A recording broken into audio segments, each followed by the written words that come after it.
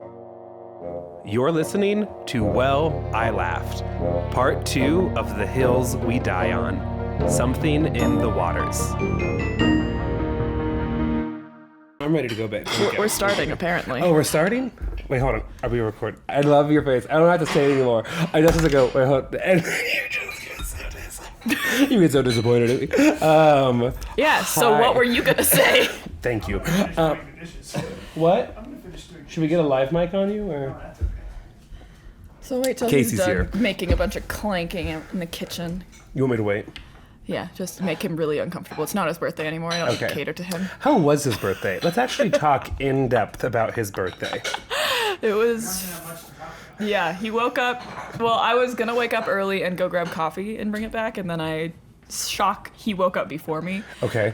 When he had the day off. And I was like, that was rude, but okay. And so I went and got coffee for him. He took the day off, so he was playing games, and then he got a haircut. That's so nice. I went to... That's like a 13-year-old boy's birthday day, though. Yeah. Well, my mom made me get a haircut in the afternoon, but like other than that, it was pretty chill. It was pretty good. I was playing video games. I went to the noon F45 class because it was Abby's last class. Ooh. I know, and she left the state. I just fully pushed that out of my mind. She left this morning at 4 a.m. She's gone.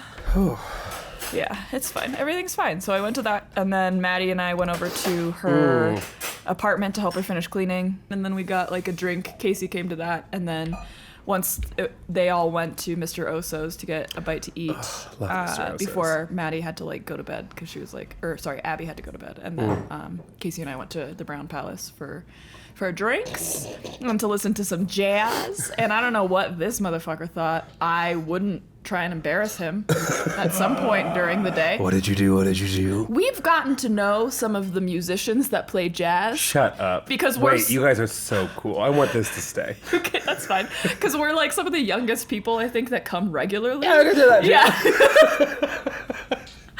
Because you guys walk down, right? No, we usually Uber because it's like a $7 Uber. Why not? But the pianist's name is John Kite, and he's like the director of entertainment at the Brown Palace, and he's just like the kindest human. He's so kind, and then I also know the trumpeter now because I like talked to him yesterday. But I went over to John. They like take other instrumentalists take breaks while he'll continue playing piano like during those breaks. And so I went up to him, and you can like request songs. And I've requested a song before, so I was like, Casey, I'm gonna go request a song. Like, do you have anything like you want to hear? Right. On your birthday. Birthday. She got me with this. I didn't think Yeah, and then I went up there and So trusting. I went up there and I was So like, dumb. I like kind of had my back to Casey, and I was like, so it's my fiance's birthday. Would you like be willing to play like a little jazzy happy birthday? And he was like, yeah, like of course. And I was like, yeah, he's turning 25. And John didn't know that it was going to be a surprise. So he was like, sorry, what's his name? And I was like, Casey. And he's like, so you know Casey. We have a lot in common. And Casey knew immediately. His face turned beet red. And I was like, Casey doesn't know what I'm doing. He's like, do you want it to be a surprise? And I was like, I don't really care. He was like, Casey, we have a lot in common. You're turning 25 and the socks I'm wearing are 25 years old. Fun fact, so are Casey's socks. He does not replace things. I do. Casey, you literally just bought a new pack of underwear because you had to throw so many away. You know the movie 13 going on 30? Well, now you're 25 going hardly. Yeah. Thank you, Barbie. I see you, bitch. I see you. So yeah, it was fun. It was good. At some point, John stopped and he was like, we have a lot of young people in the audience today, and I just want to play something that everyone will like recognize. And so he started playing something on the piano, and I was like, it can't be. Like, what? Am I just like missing a reference or something? Because I recognize this song, but he could not possibly be playing this song. No, he was Peaches, Peaches, Peaches. By Justin Bieber? So he does know Casey. Peaches, Peaches, Peaches, Peaches, Peaches, Peaches, Peaches, Peaches, Peaches. It was insane. But then apparently next Thursday, his trumpeter has his own jazz quartet coming. Oh. And so I invited Maddie to come out with us because she loves jazz. And I like talked to him afterwards, and I was like asking like what kind of quartet it was going to be. Sure. And he was like, we'll play like some of my like originals, and then also some actually modern stuff, like not Peaches, but Like good modern. yeah. It was great. It was good. But that well, was Casey's birthday. my story now feels so silly by comparison. I want you to know that this is how I feel. Every time you make me tell a story. I mean, I'm still going to tell it. I don't know, my hip hurts. Still. Someone reached out to us. A local Denver physical therapist reached out to us. They're queer friendly too. And I'm saying that because I forget if they are queer identifying or if they're just queer friendly. Yeah. But I'm also forgetting the name of it right now. Was not planning. Hadn't. I need to look. We'll get I'll there. look, Yes. yeah. Okay. So the story that I was going to tell you. You know how pants fit better the second day? Yeah. 100%. So these are the pants I'm wearing to Maggie Rogers on Monday. Yeah, fair. And I was honestly, that's a lot of foresight. Good job.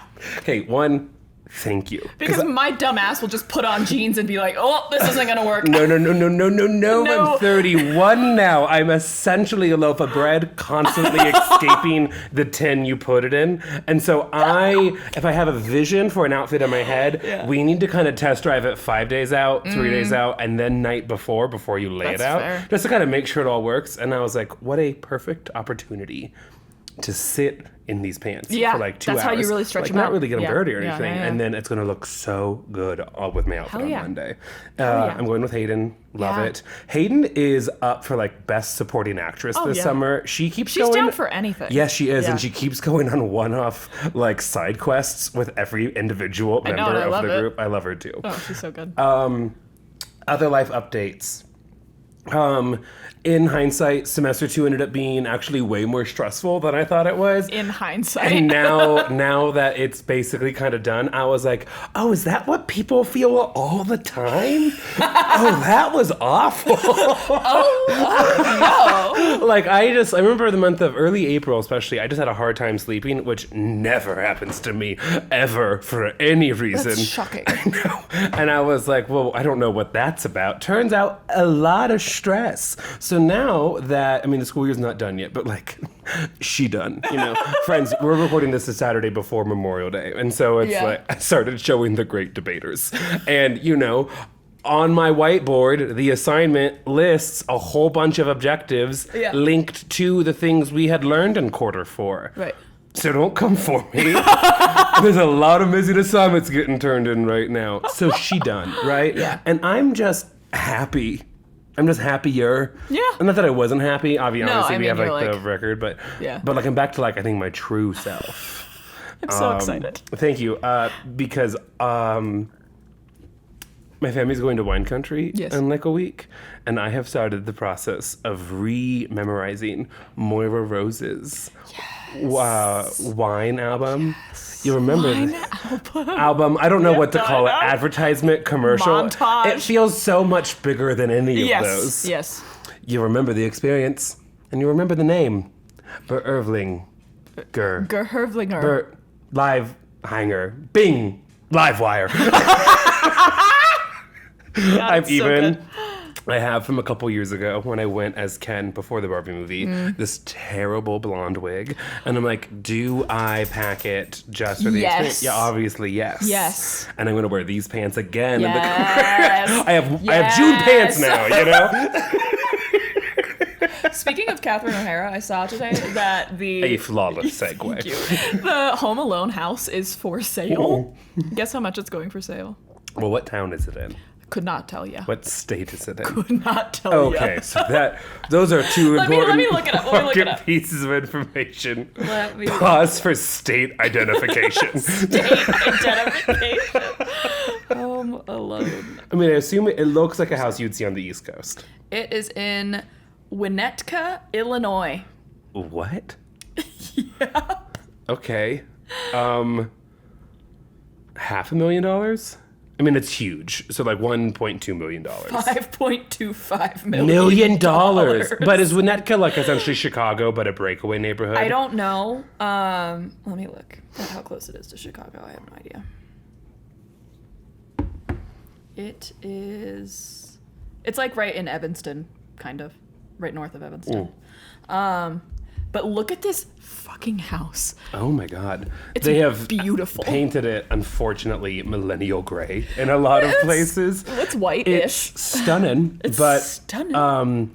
Completely devoid of the character. This room actually makes me sad. Yeah. I would watch out. If you're not in a good place mentally, don't go look at this Zulu. If you were born past 1995, I This think you're room fine. actually like devastates me because the entire in the movie the entire house is like a shade of yellow. Yeah. Because of like the lighting and everything, and it feels like a sweater your mom Yeah. would wear unironically to a cookie baking party Yeah. in the 90s. Yeah. We got a lot of good cookies from those parties. true. And now I feel like this is the waiting room of a dentist. It's been you know? renoed and it is beautiful. If like you didn't know that this was the Home Alone house, you'd be like, well, damn. Yes, that's actually Yeah. a really good Yeah. perspective. Yeah, yeah. Like as a new house, or even like a house without a history to it, Yeah. you're like, gorgeous. I Damn. can film scenes of Succession here. Yes, yes, in that office. And I am here for yes, The Office. absolutely. They have a home theater in the basement that has a giant like vintage movie poster of Home Alone. Okay, I was gonna say like, Yeah. what's the connection? Yeah. I kind of vaguely remember this breakfast nook. Yeah, someone made a comment that like the kitchen Yeah. looks like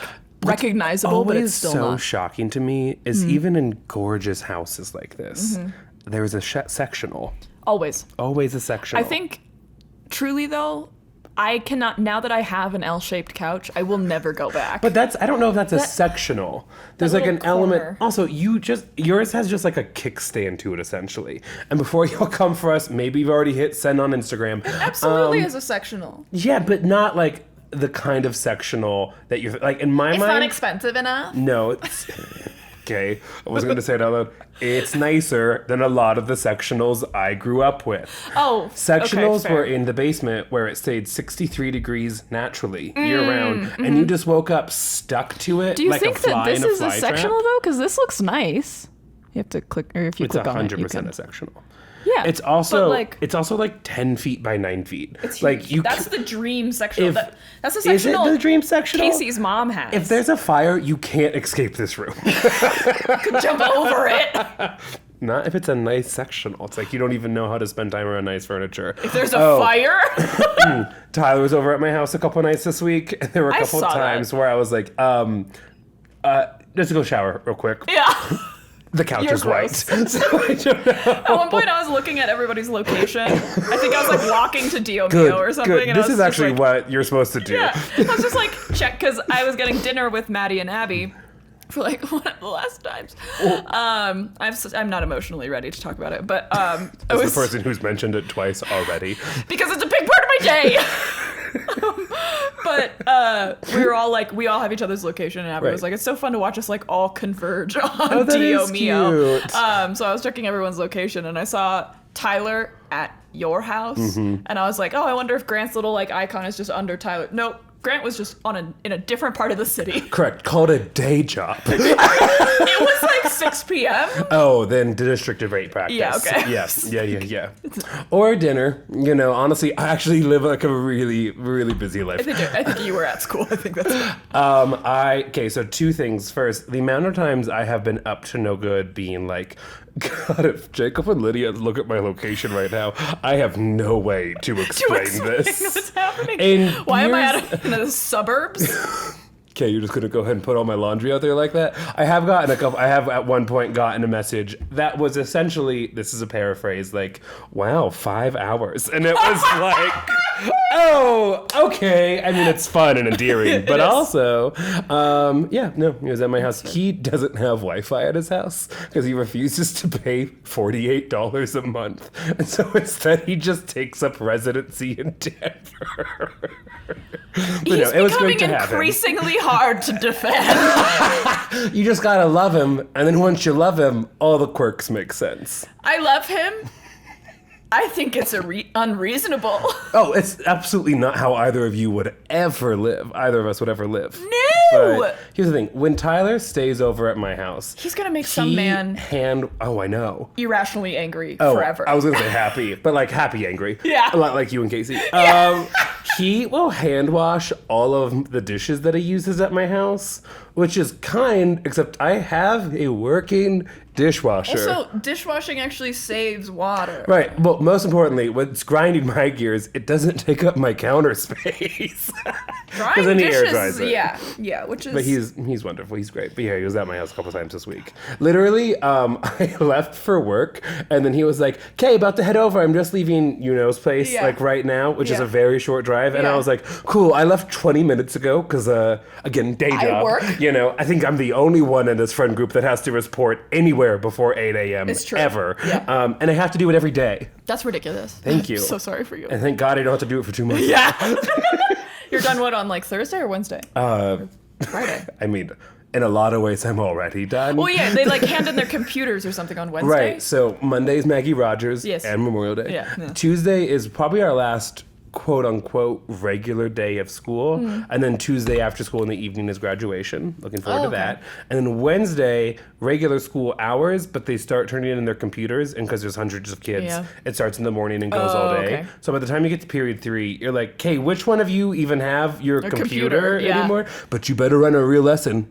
You better not let these kids text their parents that nothing's happening at school today. You better, for the first time all year, put something on paper." But also, keep in mind, all grades are due tomorrow at 3:30, so I wouldn't put it in the grade book if I were you. But make it count. The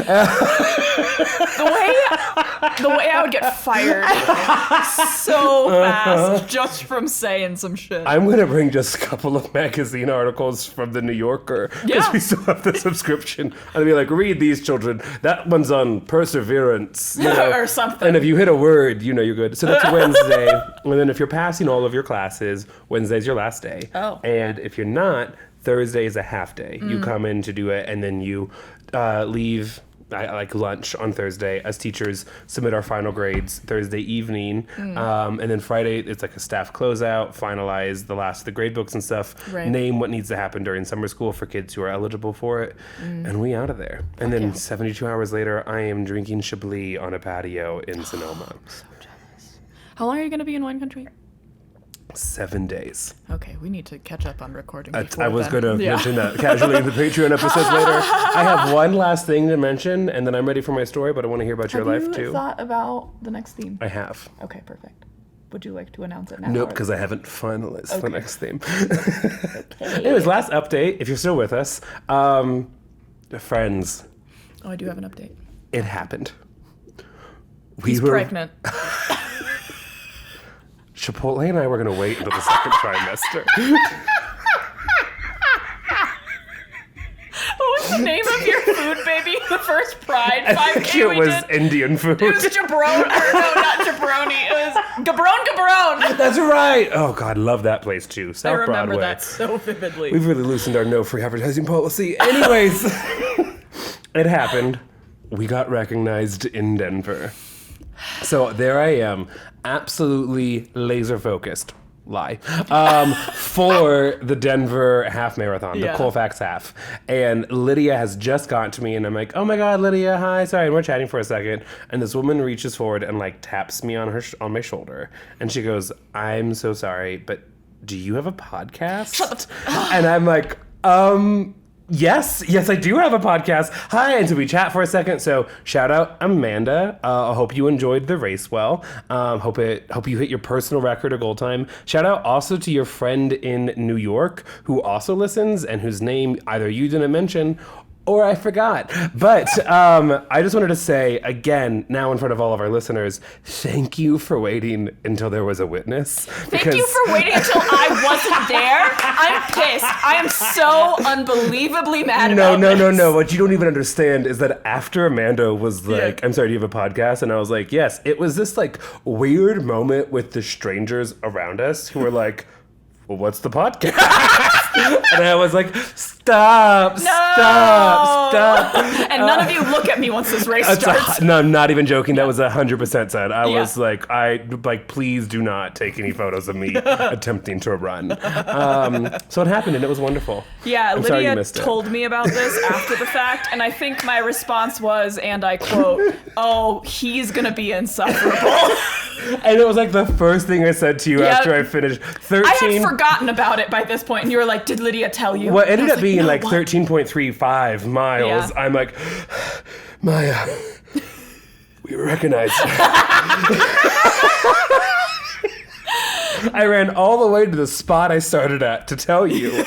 And that's just how races work. The worst part about all of this is that I came to the race to spectate, right? I met up with Kelsey like at about the halfway point, and I met up half an hour into the race. And so I was like, she was like, I need to get there early because I know Edgar's fast, and I got there before Edgar passed. As I was getting there, though, reminder, it's been half an hour. They have run about 7 miles. As I was showing up, who do I see but Danny passing the halfway mark? By the time Kelsey and I left the halfway mark to go to the finish line, Danny was done with the race. I was like, oh, maybe I'll catch Danny finishing. Right. No, he got 13th. Out of like literally 20,000 runners. Unbelievable. My favorite thing was Unhinged. before Insane. the Congrats, race. Danny. I'm just like mad that you're fit or whatever. He's just like nothing but legs and lunds. And this is the terrible one thing opinions. he's not insufferable about, though. I know. He's so humble, and I'm like, God damn it. What I would do if I cracked the top 1,000 and he's 13th. Yeah, I had told whatever. Danny before we started racing that if he got sub 81 minutes, I would that buy was him a shot. unbelievable. And he got 81 minutes exactly. And then he was like, so does it still count? I was like, no. And then God they damn it. edited the time Well, to 'cause like he- adjust for error or He whatever. just had like an unofficial time, Yeah. I think, too. You have to Yeah. wait till after the race to get your official time. And it was 80:58 or something. 80:59. 80:59. It literally shaved off 1 second, so now I have to buy him a shot, you know? But So that's a funny. service to You the city should of make it Denver. as inconsequential as possible. I should. Was Just it, like bring it. It's called. Was it Rumpelstiltskin or whatever? That's like I think you're Jaeger looking and for Schnott. Malort. I am looking for Malort, and thank you for reminding me. Although Danny's from Chicago. He did drink it the one time. Yeah. What's his face bought it for us. Yeah, Evan. we'll find something. Yeah. Do you have anything else you want to share? I told you that I reconnected with my horseback riding instructor Yeah. Where did you run into her? at the E-Days concert. That's okay. That's what I thought. Yeah, she was like injured, and so I ended up going over to her. She lives actually pretty close to where the race is, just south of Colfax. Oh, nice. And so I went over there a bunch to help her because her husband was out of town, and she lives in like an older house, so there's a bunch of stairs, and she needs help like taking out the garbage and stuff like that. And so I went over for like 3 weeks or so to help her with Casey, and then I was like, should I take lessons again? And so I signed up. Oh, you're taking horseback riding lessons you want to see again? pictures? Obviously. Yeah, I took my first picture with her, or first lesson with her on Tuesday, and I'm taking another one this Thursday. But this is the horse that I rode's name is Marquesa, and she's just so she's a dressage horse, so she's actually English, but I was riding her Western, but she was so fancy and so cute. Does it write in her English? Does that mean you're supposed to be like both legs on one side? It's a different saddle, different like bridle setup, Oh, okay. everything. Yeah. It's a pretty horse. She is very pretty. She's like all black and manages to keep herself very clean, which is not, I think, a usual thing for. And you look like a natural. Oh, thank you. Core engaged. My core's engaged. You look tight. Tia was like, how long has it been since you rode? And I was like, it hasn't, like, really, I haven't been riding since, like, 2017, but the last time I, like, actually rode was, like, 2020. And she was like, you don't look like you've ever stopped riding. And I was like, thank you, Barbara. But also she You're kept, like crying on a horse. oh my God. Yeah, but then she was like, quit using your wrist. And I was like, the fuck does that mean, Tia? And she was like, use your elbow. And I was like, use your teeth? Like, what are you... elbow? It's really like you're not supposed to do this. You're supposed to like do this. You're not supposed to break your elbow or you break your wrist. You're not supposed to do. You're supposed to lead with it. It's stronger, whatever. And in hindsight, I knew that. I'm not used to it anymore. So she kept being like, lead with your elbow, and I was like, the fuck. Elbows, Maya, elbow. It's like, that doesn't mean anything, though. And then these are the two barn cats, Fred and my God. Garfield. And they're orange cats, They're too. two orange cats that are cuddling. My aunt and uncle Carol and Gary, who are hog farmers down in Gage County, they had an orange cat named Tiger, and whenever it heard a car in the driveway, it would run up to the house to like say, "Oh no, nothing tragic happens to Tiger." It acted like a dog, like it would come greet people. You got so scared. No, because I hear you, but Mo lost a leg to a car. I'm sorry. I get nervous when cars and pets are put in the Is same Mona scenario. Lisa in the room with us right now? They're adorable. Yeah, apparently Fred used to have a brother that was also a barn cat with him, and the brother passed, had some issue, but so they went and adopted Garfield. You can get like feral cats, I guess, from a lot of shelters. For barns. What? Yeah. So is this the feral cat? I don't know if it was feral or if it was adopted. You can't really take like a domesticated cat from a shelter and make it a barn cat. You need a cat that's like knows how to hunt. Sure.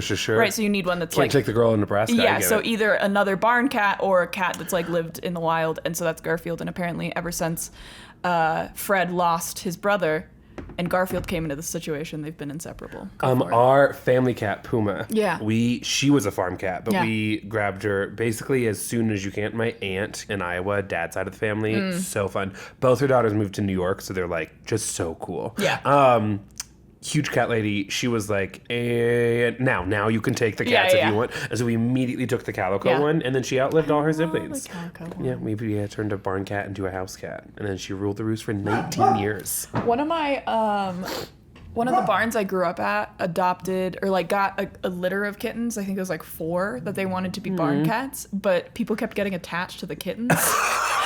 So I think maybe it was like 5 or 6 or something, because there ended up only being 2. That's actually really funny. People kept coddling them so much that the owners were like, "This can't be a barn cat anymore. Right. They expect food from They're us." so domesticated. Yeah, They have no. We got them for one reason. They have no motivation to hunt. Yeah, exactly. Unhinged. There's a couple of stories from my friends who grew up. I mean, I grew up in Nebraska, but I mean my friends who like grew up in Nebraska. A couple of stories of their dads like falling in love with like machine shed cats, which is just this weird combination of like barn cat, and but like has also sat on a rolly chair in an office attached to it before. 100%. I'm ready for my story. Are you ready for the story? I guess. I mean, do you have anything else to say? Is what I'm trying to say. I know what you're trying to say. I don't think so. Okay. Anything? No, I don't think so. Okay. So I'm really excited about this episode. Okay. I'm excited about this episode because it's like I think it's a nice episode. I think you're gonna really like this episode. I have a title for it. I'm gonna share it at the end. Have a list of sources. Gonna share that at the end as well. Ooh. And I'm already gonna say right now, it's a true crime episode. Yes. Yes! It is not like a bug that has gotten in me. I just had a spree of them in my like suggested topics notes, you know? Yeah. I think the next one I'm going to do is going to be like really silly goofy. So we're going to see. Okay, perfect. Okay? You ready for this? Perfect. To our listeners who are having weird days or just don't want to hear sad things, this episode's not going to focus heavily on the details of the crime, but we start off the story talking about the crime in detail. And so if you are in a place where you don't want to hear something that is that descriptive or like graphic, totally understood. Go back and listen to Jeff. Correct. Or skip forward 30 seconds, like a person dies, is murdered. That's all you really need to know for you to understand the rest of the story. So just hit plus 30 and you should be good to go. And as a reminder, the theme is the hills we die on. Right. Yes. And so with that content warning, I'm going to begin. Yes. On the morning of May 21st, 1980, Katharina Reitz Brau was murdered in her Massachusetts home. Investigators conclude that Brau was killed sometime between 7:10 a.m. and when her body was found at 10:45 a.m. Wait, have you said the year yet? 1980. Okay. 7:10 a.m. to 19:45 a.m. 1945. Thank you. 10:45 a.m. Whew. That could have been a long ass time. She's a mummy. Yeah. There were bloodstains throughout the house. Yeah. And her purse, some jewelry, and an envelope that she kept cash in was missing. crime scene investigators recovered hair, blood, and fingerprints in the house that were considered potentially tied to the perpetrator. The apparent murder weapon, a paring knife, was collected from a wastebasket in the house. Oh. Okay, so they gather a bunch of evidence. You would think, boom, we're good to go right away. Yeah, Crucial no. thing to know in 1980, DNA testing does not exist. In 1980, the closest they can do with a blood sampling is test it for what type of blood it is, like type AB, type O, etc., Yeah. and then try to match that with somebody who has that I same think blood at this point, type. though, they knew DNA testing was coming up and coming, though, so a lot of times they saved stuff like this. So I'm not going to give away too much, 90 seconds of the story, but they have Sorry, I've they watched have too much true material. crime. No, Reel it back. no, it back. lean in. I rarely do this. You rarely get this opportunity with us, but I'm just letting our listeners know. I'm about to have way too many questions about the crime scene. I'm going to let you continue. Okay.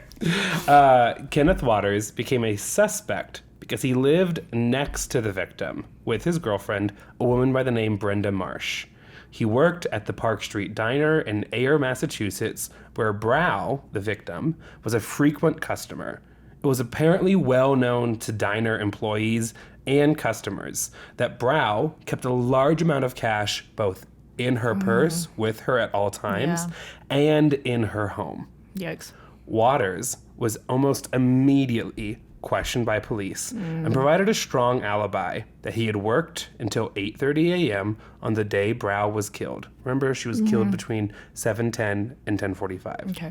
That he had worked until 8:30 a.m. on the day Brow was killed, and a coworker had driven him home. He changed clothes and had been in the Ayer City Courthouse for a 9 a.m. appearance with his attorney. He needed to go in front of the court for charges of assaulting an officer from earlier in the year. He said he left the courthouse after 11 a.m. and returned to the diner, where he stayed until 12:30 p.m. Officers examined his clothes and body and did not see any apparent bloodstains or cuts. He was fingerprinted and questioned, but not charged. Are you with me so far? Okay, yeah. I know I've hit you with like some timelines and Basically, some details they and think stuff. Kenneth is a suspect. Correct. He's like suspect number one. Yeah, they take him. Remind me again why he's a suspect. He's just next door. He's a neighbor. He goes to the diner. Right. He's a neighbor. He works at the diner. Okay. He has a rap sheet. Right, Right. okay. There's another reason we're gonna get to in a second. But aside too. from that, they like bring him in to question him, take fingerprints and stuff, Correct. look at his clothes, whatever. And it all checks out. Okay. I mean, more or less. Like, Yeah. he's not charged with anything. They Yeah, don't yeah. give him I mean- a little sheet that's like, you're free to go, right? But they're like, cool, stay in For town for right a now, while. yeah. We'll let you Yeah. know. Okay. 2.5 years later. Holy so we're shit. now in like early summer 1982. Out of the blue, the police arrested Kenny Waters and charged him with the murder. The family considered hiring a private defense lawyer, but the down payment alone would have cost $50,000. That's in 1982 money. That's insane. It's a huge sum of money. And so the family all gathers together, and according to Kenny Waters' sister, Betty Ann Waters, quote, Kenny said, please don't do that because it would just be a waste. All the evidence is going to show I'm innocent. And so they didn't. Oh my gosh. But things have been occurring right before Kenny is arrested in 1982.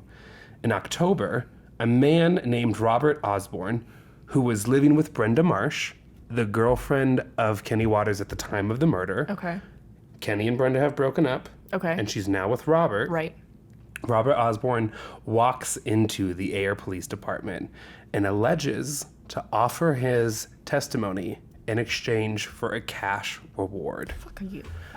Robert Osborne claims that his girlfriend, Brenda Marsh, had told him that Waters confessed to her that he had killed a woman.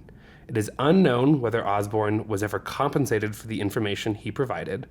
Officers then interrogated Brenda Marsh and purportedly threatened to charge her as an accessory to murder and take away her children if she did not corroborate Robert Osborne's claim. She initially refused, saying Osborne's statement was untrue. Eventually, however, she agreed to cooperate, and she told police that Waters had returned home on the morning of the murder with a long, deep scratch on her face. But the police would know if there was a long, deep scratch on his They would have face seen him. on the time that they had, and then they would have marked it down in a police report. Roseanne Perry, another former girlfriend of Waters, a girlfriend after the murder happens, also initially told police that she had no information about the crime. But after more than 3 hours of interrogation and threats of arrest, she told them Waters had said something about stabbing a woman and stealing her money and jewelry. Based on these statements, Water was charged with the murder. Water was convicted of murder on May 11th, 1983, and sentenced to life in prison without the possibility of parole. His sister, Betty Ann Waters, said at the time, and that's when I got really nervous. Right up until that point, I really thought the system would work. I always thought only guilty people go to jail. No. Absolutely. That's why I was so shocked. So today, Maya, we're going to talk about the infuriating and then inspiring story of Kenny Waters. Okay. Has any of this rang any bell so far? No. It's always, for me, such a brave thing to do. True crime. Because I just have no idea what you have and have not seen. I also don't know what I have and have I not seen. also have always kind of banked on that. That after a while, some of the details kind of all blurred together. Unless it's like something super specific that'll be like, oh, ding, ding, ding, ding, ding. Right. I remember that now. And there's been a couple times where that's happened where I've been listening to podcasts and then they'll say something and I'm like, wait. Oh, I have heard this. This is me anytime you mention anything in history. Yeah. I'll be like, no. And I'm like, wait, is he green? Yes, okay, I know what we're talking have you heard about this tax? Early on in the podcast where we had so much anxiety about like proving our smarts and intelligence and how together we were, and now we're like an hour and, is this Stockholm Syndrome? Fine. Nice. This will be a good one. Nice. Good. That's good. Nice. God. Okay, so this is and you know how funny it is the way we identify stories? Like, yes. I wish I could say there was like a process, but we're creatives. So it just kind of has to like strike us in the moment. It does. And sometimes I'll get halfway through researching a story and be like, this isn't it. Yes, because the thing that initiated this whole thing, about 3,000 words in this article, in this document that I wrote, by the way, a 3-line little TikTok slideshow thing that I was seeing at one point. I saw that and I was like, oh, well, that's interesting. And I just immediately typed the 3 sentences in and it pulled up this. And then it was like late and I've been trying to get better about going to bed on time. And so I was like, we're going to save this note for tomorrow. And then when you were like, do you have your story for the hill we die on? I was like, yeah. Yeah, we're good. We're good. I'm not joking. I did my first real check on today's Saturday. I did my first real check Thursday afternoon because I was like, I can confirm right now that there's enough information out there to do a whole story, or I learned right now there's not, and I just real quick and cute cancel all my Friday plans and I get something together. There's always like a couple stories in the back burner that you feel like you can like stretch. Yes. In the biz, we call those emergency sub-plans. I love that. I'm happy to be here. I'm ready for summer though. What? No. That's crazy. You have more cortisol in your body, I think, than I do right now. And that's crazy. No, I think 2 weeks ago I did. Yeah, that's I think fair. now That's fair. Now you're all loosey-goosey again. I'm glowing. I think it's sunburn I got today pregnant? on the hike. Yeah. Jabron. This thing is going to be a You're gonna jabroni. name it after your ex's lover? Oh, I meant jamon, the Spanish word for ham. I didn't know Jacob's an ex-lover. No. Anyways, kidding. We all know. Okay. We're gonna jump back into the story now. Where I left you guys off, Kenny Waters in early 1983 is sent to jail for life without the possibility of parole for the murder of Carolina Reitz-Brau, his neighbor in 1980. We're going to pause him there for a little bit. I'm going to go back in time and talk a little bit about his life before the crime and all this happened. So Kenny Waters was born in 1954, one of 9 children. No.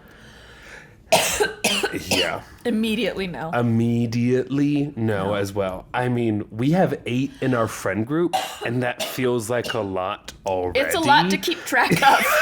Your calendars are exhausting. Danny at one point was like, great, you've been a little quiet in the group chat recently. And I was like, I was running a national tournament, Danny. I'm so sorry. I don't know why I lashed out at you like that. Sorry, give me like 2 seconds. I don't know what's going on. I plan on waiting. It was the... Fucking sick of it. Get me out. Get me out. I really thought like, oh, this might be a shorter story, but I should have known us. We hit 2.5 hours easy these I days. thought Jeff might Wait, be are a you not going to shorter cough story. again? No, apparently not. It's like the hiccups. You got so mad at me, your body's like, we're going to hold on to this for later. Yeah. You could give us you. your full attention.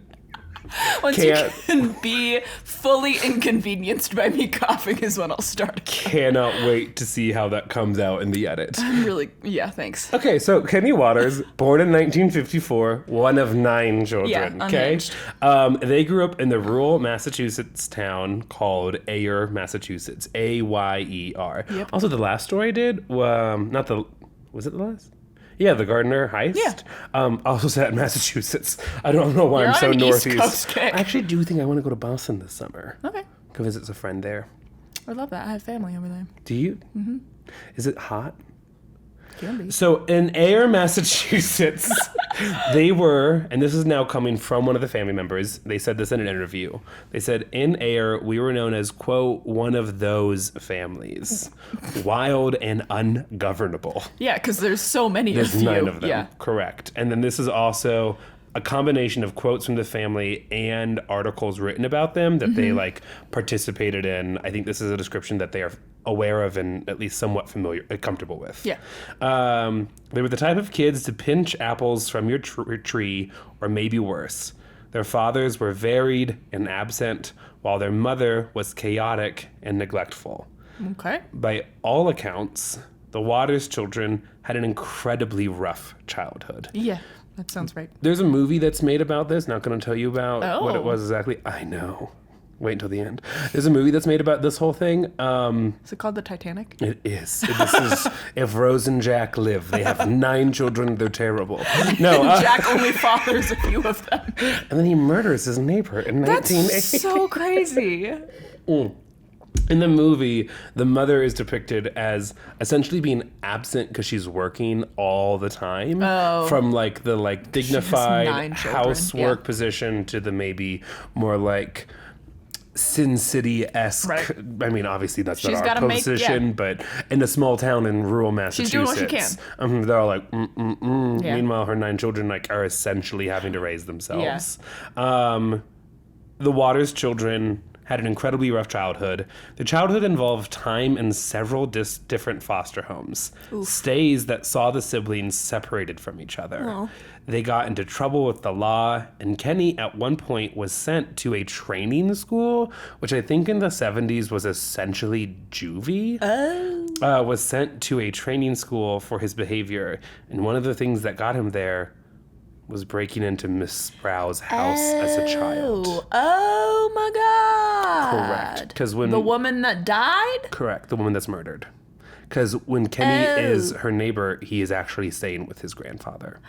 Now, as a kid, and this is what has been described. I mean, this is what I was able to get. Obviously, I didn't find the police report from the 70s, but essentially, it sounds like Kenny Waters. I tried. No, I'm not joking. I have tried. There was an I've done hour that, today yeah. where I looked for closing arguments in one of the original cases, and I was like, I gotta cut it. I gotta I've cut looked and run. through. I've almost bought subscriptions to look through public databases. One of the sources today is masscourts.com.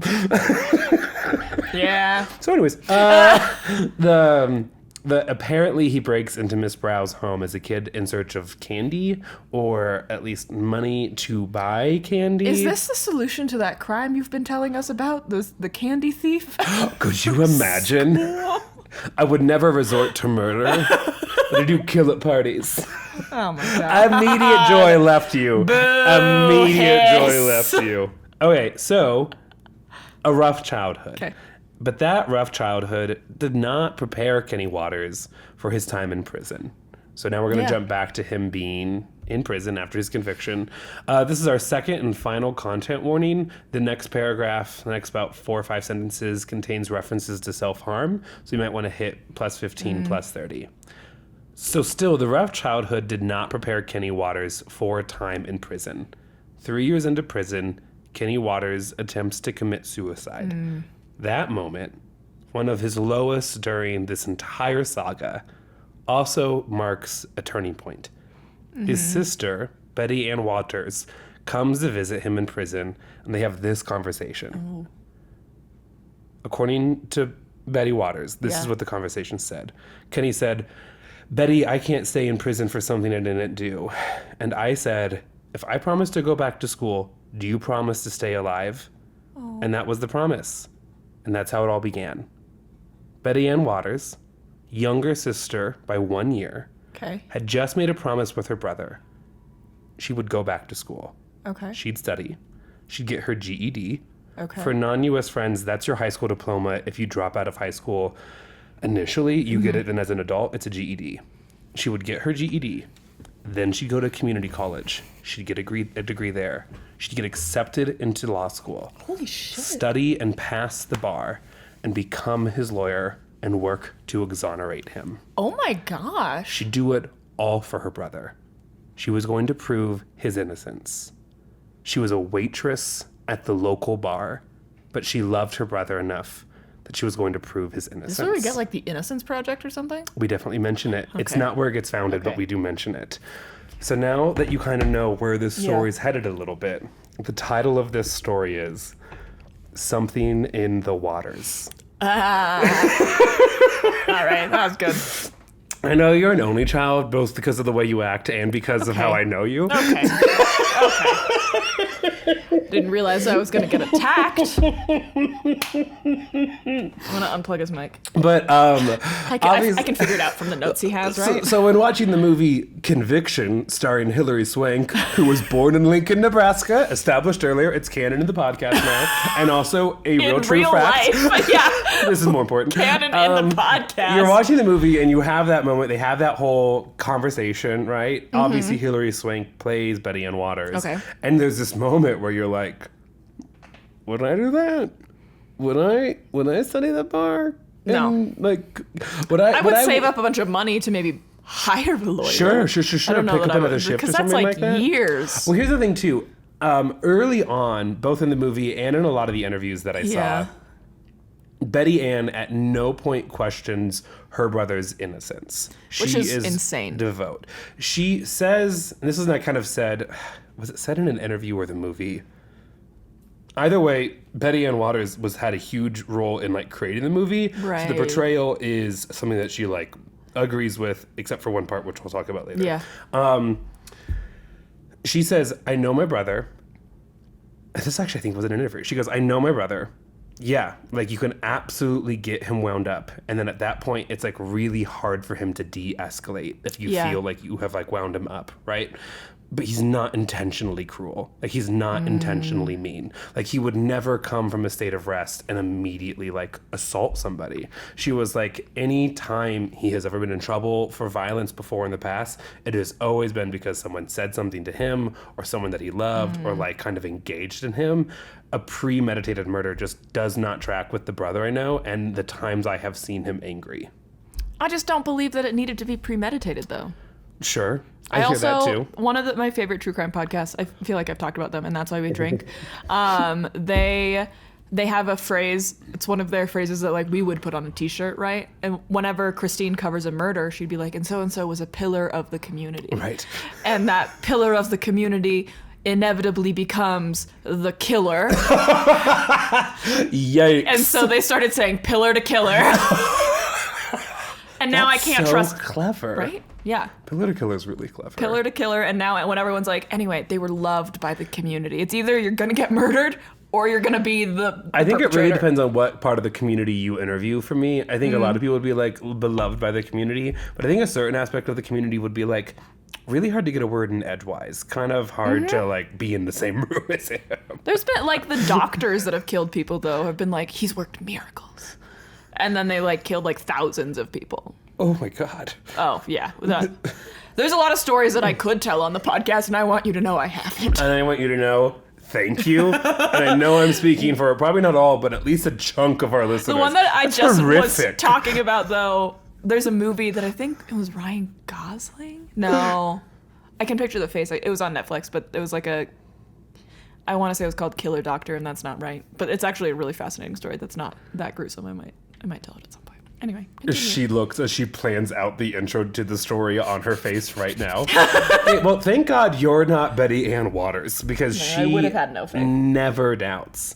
So Betty Ann Waters, 3 years into his prison sentence, at least 6 years since the murder, she says, I'm going to prove my brother's innocence, and I'm going to go to school, and I'm going to work to learn how to do it. She has, this isn't like trying to trash or anything, legitimately no qualifications. Yeah. She doesn't have the diploma that she needs to get into a community college in the first place. Yeah, so she has to really start from scratch. She's starting 100% from scratch. And also, it's not like she has a bunch of free time on her hands. She works at the local bar. She's married. She has 2 kids. Oh my gosh. In addition to those things, she is now going to work on her brother's case. So, picking up back where I wrote, she'd work, go to school, study, raise her 2 boys. Waters had just completed her degree at community college when her husband left her, complaining my God. that she loved her brother more than she loved her husband. Men will literally do this. Yes. What? Did you see there was a case recently of a man and a woman who got a man asking for divorce, and like she has the receipts over text that she posted to Twitter. The man divorced her because she wouldn't stop breastfeeding their son. What? But it was like a baby. He felt disrespected by the fact that she let another man, His child? breastfeed. She got full custody, so I mean, like, everything worked Good out. But it's for also her. like, you I read mean, the text and you're like, what Here's the the thing. A fuck? terrifying mindset like that, Yeah. though, you're like, that man would have killed you in your sleep. And that man also thought of his baby child as a man. Right, and as a competitor to His wife. his wife, also known as the baby's mother. Goodbye. Deceased. Here's the thing. So funny, on TikTok, there's a version of this too. And it was like, some of you men out here will be like, I'm so proud of the man my mom raised. And it's like, well, you don't brush your teeth. Yeah, also You weird. haven't changed that navy blue fitted sheet on your bed in 6 years. It's a weird way to say you're proud of yourself. Yeah, also agreed 100%. Men will need to be getting some help yourself. Men will need to be talking to someone that's not another Themselves, man. or Again, we're not to, can I? Yes, I'm gonna tell a version of the story. Okay. We have a friend in our friend group, like the core 8 that we see all the time, right? Who interacted with a series of straight men recently. And when she came back, she was like, they're so weird. And we're like, well, let's just go ahead and roll through the men you interact with on a daily basis. Danny, Grant, Tyler, gays. Yes. And then Jacob, and then Casey. Allies. Strong allies. And also, like, just wonderful humans. Yeah. Like, take away any other identifiers. I have seen bunnies in the street trust Jacob when they have never seen Casey yell, even when we need him to yell. He's never yelled at me, ever. Ever. Like, trying to find Casey in a crowded room is difficult because you won't be able to hear him. Yeah. So I was like, I don't think you know what a lot of men are like. Yeah. And that's, we're going to get back to Kenny Waters. You're like, where is the murder? It reminds me of some of the Discord posts we've seen from our friends in the Discord who were like, get this date that I just went on. And I think I have bad dates as a person who dates men, but as a person... dating straight men is worse. Yeah, thank you. Yeah. Like, let's give out some, like, medals of honor there. Okay, so back to the story. Yeah. Okay, so... Stepping off the soapbox. So Betty Ann Waters' husband leaves her after... she gets her degree at community college because she's still working at it, splitting all this time. From the portrayals, it looks like Betty basically keeps almost full custody of the boys. Good. So he leaves and like doesn't take like his family with him. Because God forbid. And then a couple years after he leaves, Her 2 sons also go off and live with the husband. How old are they? Kind of like middle school age is how they're Just portrayed. because she doesn't have time with college Right. and working? So this is the one part of the movie that Betty Ann is pissed about. Oh. I actually have a whole quote. Okay, here's it. The film, titled Conviction, implies that my boys left because their mother's dedication to her studies and her brother. But that is the one point that Betty Ann Waters is keen to correct, saying sharply, "No, I didn't lose my sons. People say that, but they went to live with him for just over a year, and it was not because of Kenny. Believe me, I had plenty of room in my life for my children. They were not feeling neglected. It was more my husband wanting them to go live with him for a while, and I think it was because he was mad at me. But yes, it was a very lonely time. Yeah. It was the worst time of my life." Yeah. And then she pauses and she smiles and she says this. "I say that, but then I have had so many different worse times. That was just a different kind of worse time." Yeah. Because she's working so hard for all of this and she's been abandoned by her family. Her husband, for sure, from some of the interviews that I saw too, it kind of looks like the boys were at an age where they like kind of wanted like almost like a male presence a little bit, like a little bit of like male guidance, whatever. Doesn't look like they wanted it for too long because they do return come back fairly quickly back, but it doesn't look like it was this like huge fight of like, you don't love us anymore or anything, right? It was just like, it made sense for everyone. Children are children, Yeah. you know? Yeah. Okay, so do you have any questions so far? I don't think so. I was expecting you to interrupt way more. We're about a I third have of the way way through more the story. questions about the actual crime. We're getting there. Okay, perfect. Okay. I have so many questions. This is Excel sheets, girl, and Google Doc. I'm like, you can give me all the background. Because I'll file it all I'm away. here for the narrative. I'm like, she went back to school for her That's brother. really cool. I wouldn't have and done you were that. like, how many fibers? How many fibers were on the weapon? But did it seem like there was a forced entry? No. That's the question. Didn't feel like there was a forced Excellent. entry. You're welcome. And the husband was the one that found the body. Oh, that's rough. It is rough. And also, they do show some of the pictures. Rough. Yeah. Yeah. Let's talk for a second Yeah. now about Kenny Waters' backstory and alibi. Okay. So we're going to go back to his childhood for a little bit. By the late 1970s, the Waters family had moved from Massachusetts to Rhode Island, where Betty Ann Waters dropped out of high school and began working part-time in a restaurant with her brother Kenny. Does it say why she dropped out of high school? No. It's not a super detailed part of her past, but I mean, I'm guessing it's like the foster care, the constant moving, the like being responsible as one of the older kids in the family, right? Like just so many. How old is she, like, in the range of the 9? She's one of the older ones. I think 3-4 oldest. How many fathers are there of all the siblings? Of the 9, I believe they said 7. 7? So are her and Kenny from the same dad? I don't know. That part is also. It doesn't seem like a huge distinguishing factor amongst themselves, because none of the fathers seem to really stick around, according to the research.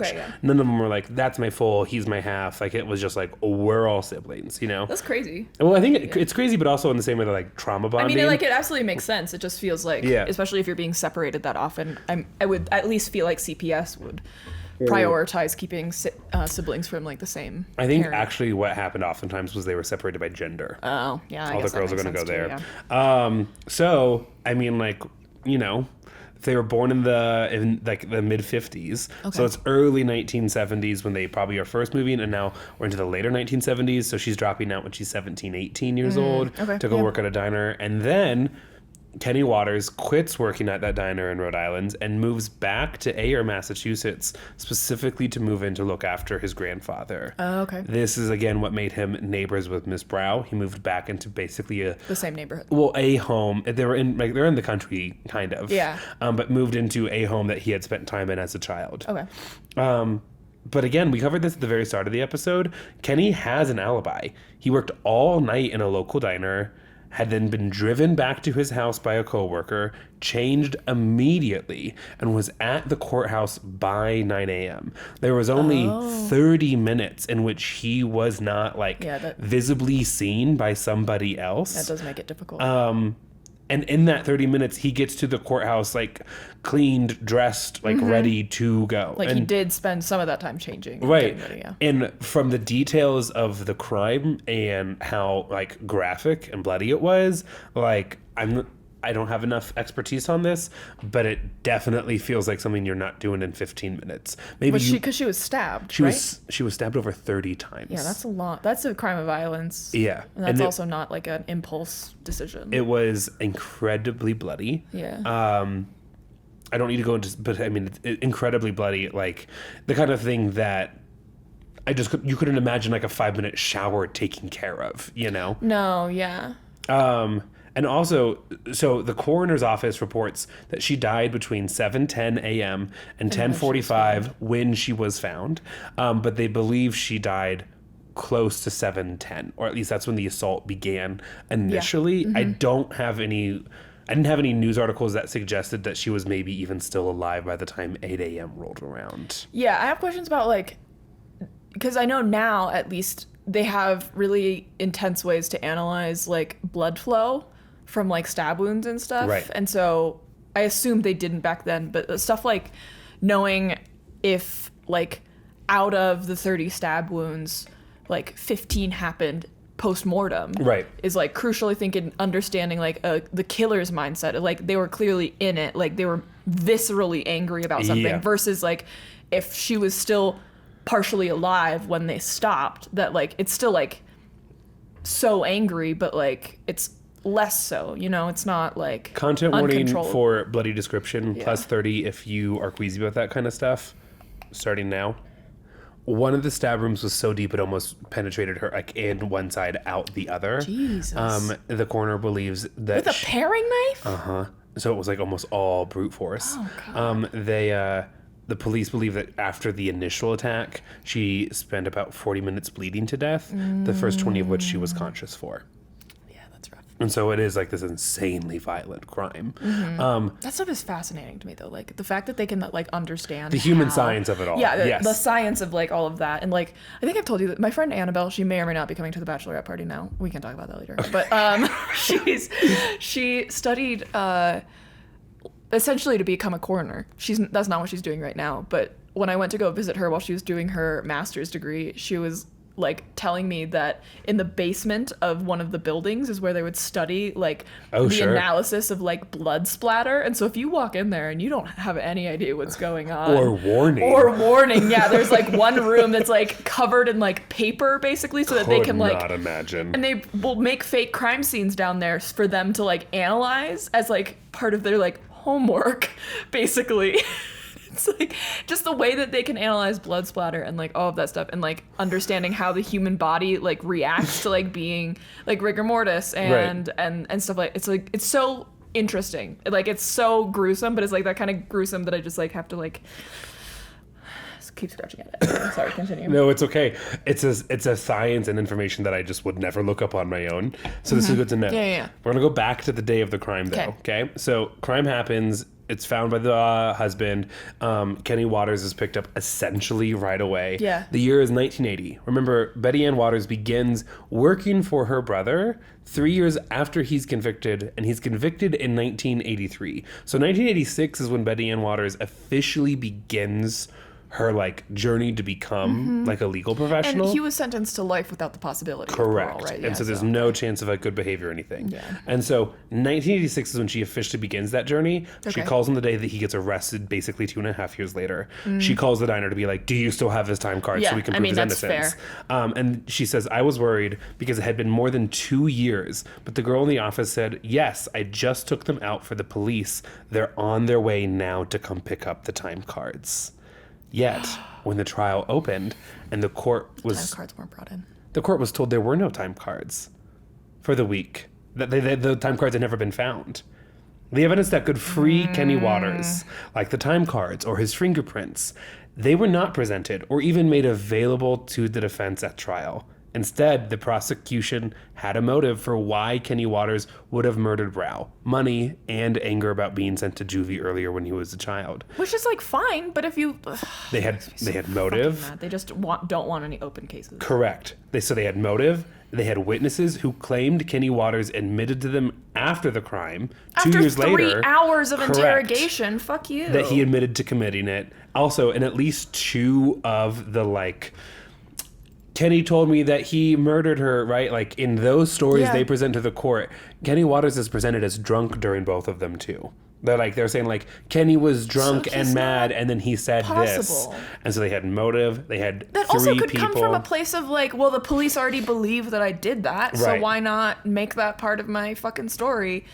That is unbelievable. Drunk so- people don't think straight. Right. So there's a couple breadcrumbs there. And so Betty Ann Waters, after making that promise to her brother, begins going to work. Saying she didn't lose hope because right after the conviction in 1983, Roseanne Perry, the second girlfriend who he had after the murder, Roseanne started calling my mother at 2:00 in the morning, drunk, saying, quote, "I'm so sorry, I'm so sorry, I'm so sorry," and that she wanted to recant what she had said to the court. Waters found a lawyer, and Perry signed a 35-page affidavit, admitted that she had lied. Leave to appeal was granted, and once again, Waters thought her brother would be coming home soon. And then Roseanne Perry flip-flopped again. She said she had only signed the affidavit because Waters had made her sign it. What? Betty Waters? Correct. Had made her sign it through threat of violence or something.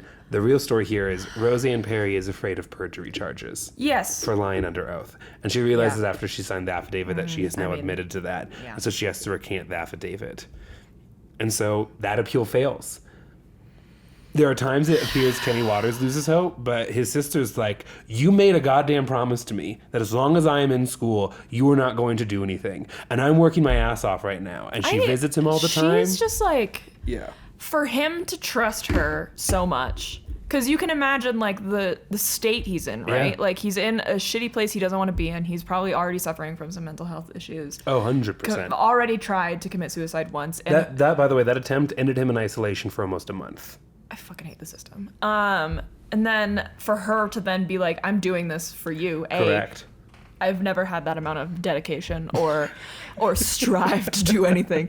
Not saying that I don't have dedication, just saying that took years. That took probably the better part of a decade for her to accomplish that. But that's also the fact that she called the diner immediately after he was arrested just shows she already had the intuition to become a lawyer. So honestly, this probably set her on the correct path for herself. Well, I think it goes back even further. She's like, I'm used to having to prove I didn't do anything, that in this small town we were guilty until we'd proven innocent, and that this is not the first time that my brother has been accused of something, and I've had to go to the mat for him. So I'm just going to do immediately, I'm just going to come in and be like, he can't have done this, I've already checked everything. The relationship between them is really... It's super sweet. It's very sweet. It's also definitely trauma bonded from an incredibly 100%. tough I childhood. can't say if I were in Kenny's shoes and someone's like, I'll go back to school for you, I'd be like, okay. Right.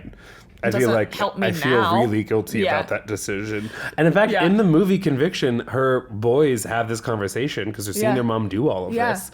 And this kid is like, I think I'd pray for you and I'd try to help out, right? But I don't know if I could abandon everything I wanted to do to look for you. And then the second... She has a lot of dedication. She does. Her second son is like, I think I would.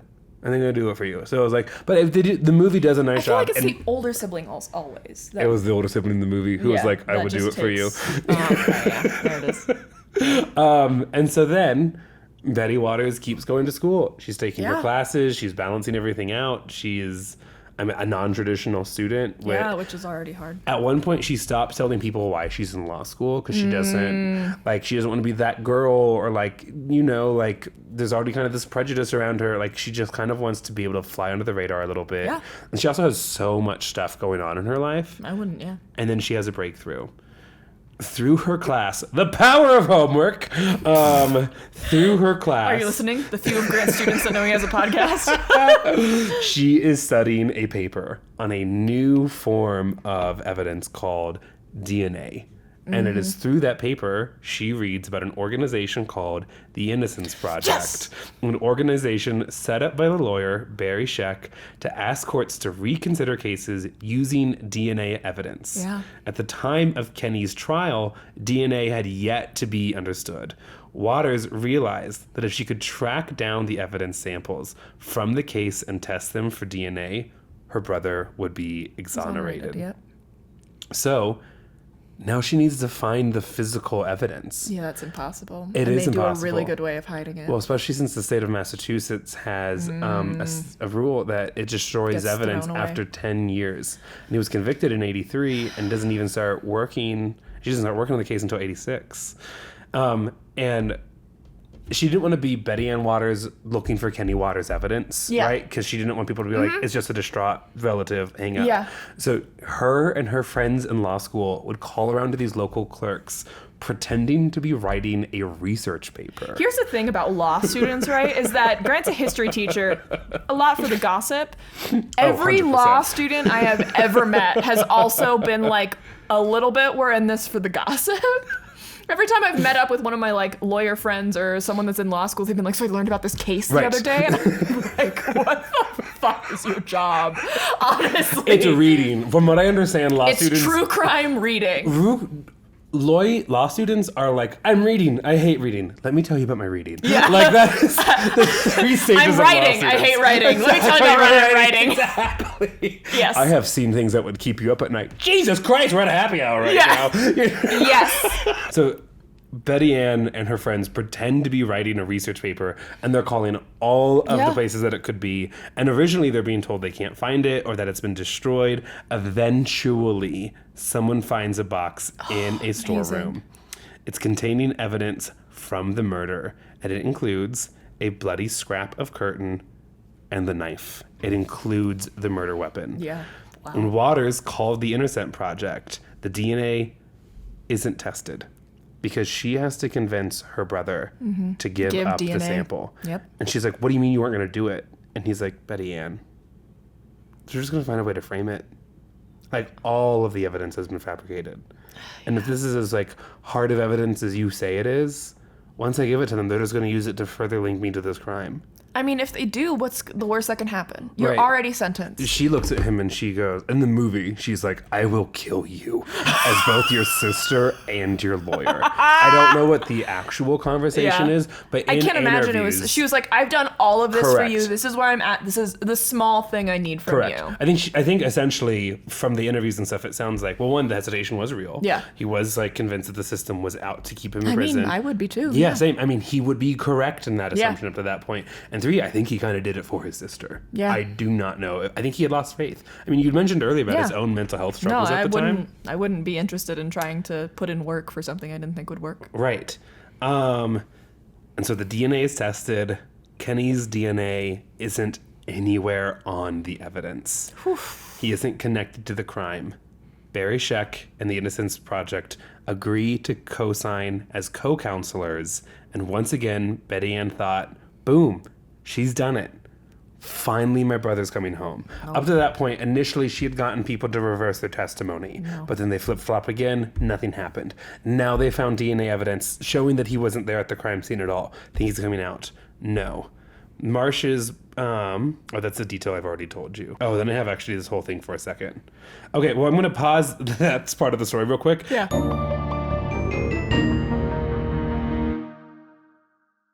He's not let out right away. Oh, and we'll no. explain why in Yeah. a second. But even then, though, Kenny wasn't fully free. His conviction for murder had been overturned, but the district attorney still wanted to order a retrial, with Kenny now being charged not for the crime, but as an accessory to the murder.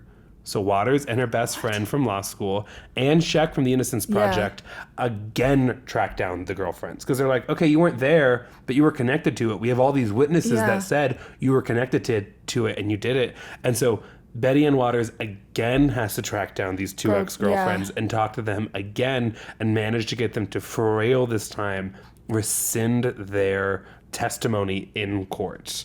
Jeez. When they find Marsh, Yeah. Miss Marsh, she's like, you don't understand the position that I was in at the time. My boyfriend was telling me I needed to do this. They were telling me they already had it. And that if I didn't agree with what my boyfriend, Robert Osborne, was saying, they would assume I was an accessory to murder and they were going to take my kids away as well. Which is fucking insane. Right. She was like, I had to.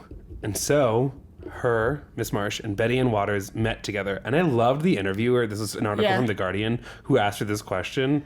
She said to Miss Ann Waters, "What was it like meeting the woman who had sent your brother to jail for, at this point, almost 2 decades?" Kenny Waters has been in jail for 17 years at this point. Insane. And she says, quote, "It was tense. This was a woman I despised. But I think I knew she was going to recant because I think she'd always wanted to, but was afraid of perjury. But once Kenny was free, she knew the game was up.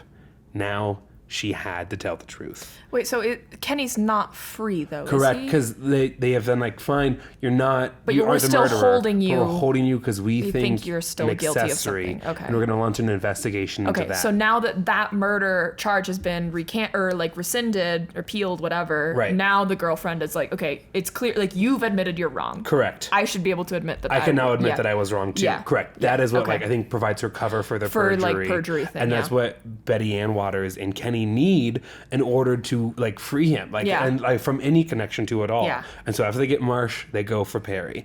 Perry recanted just as easily. When the police had approached her 17 years earlier, she'd at first insisted that Kenny had always told her he wasn't guilty. Yeah. But quote, but the police kept coming back and they brought Miss Perry, they brought Miss Perry to the police station.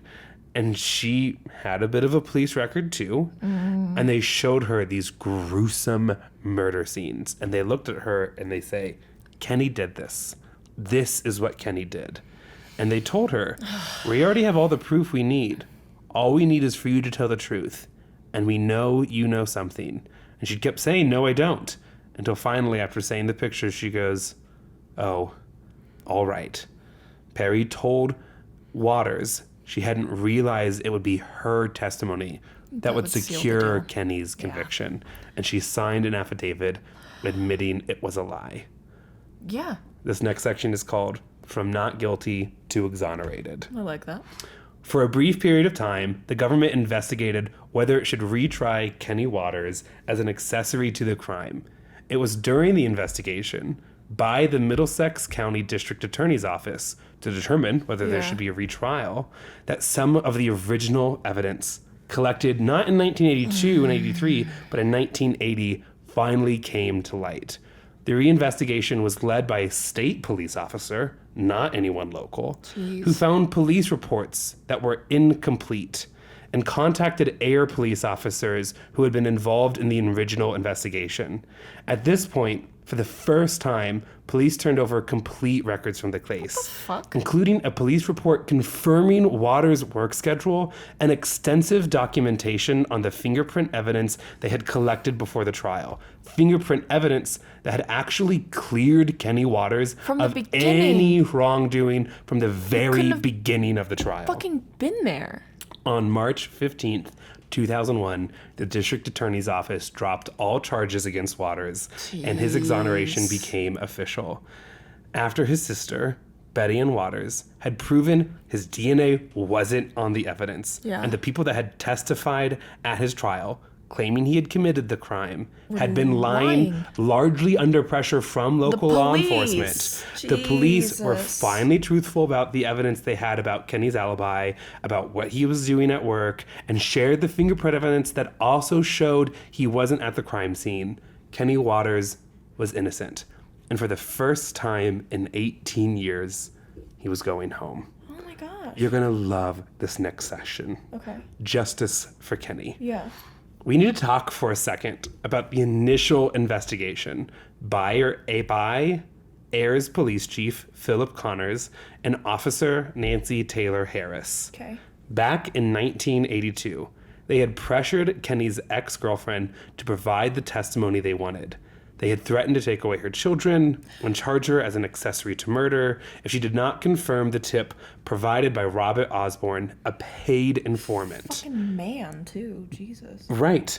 Based upon the falsified testimony, Waters was arrested on an affidavit and sworn out by Officer Nancy Taylor Harris, who then did everything she could to convict him. Officer Taylor Harris not only falsely testified to a grand jury, but then falsely testified at Waters' actual criminal trial that only, quote, smeared fingerprints had been recovered. Shut the fuck up. She hid from both the defense and prosecution all logs, memos, and other evidence related to the fingerprints, which would have cleared Waters right away, and his proven alibi. It took 7 years after Waters' release, so 2007, 8, 9, in that range. It took 7 years after Kenny Waters' exoneration to track down the evidence that would prove the police had deliberately and knowingly sent the wrong man to prison. Here's where Betty Ann Waters picks up again. Good. She's actually such a great narrator throughout this entire story. Quote, what happened was, the state police officer who lifted the prints at the crime scene retired a week before Kenny's arrest. As a reminder, there's 2 years between those two times. So he collects fingerprints and then retires 2 years before Kenny's arrested. A week before Kenny's arrest. And then he took the fingerprint package home with him, like on his retirement. And just a couple years ago, during the depositions, we found out that he had them in a storage unit because he had moved to Florida. He had put everything there. Yeah, apparently after you crack a case, if you want to take some mementos home in the Ayers Police Department, it's an A-OK thing to do. And he did, and then he put him in a storage unit because he moved down to Florida.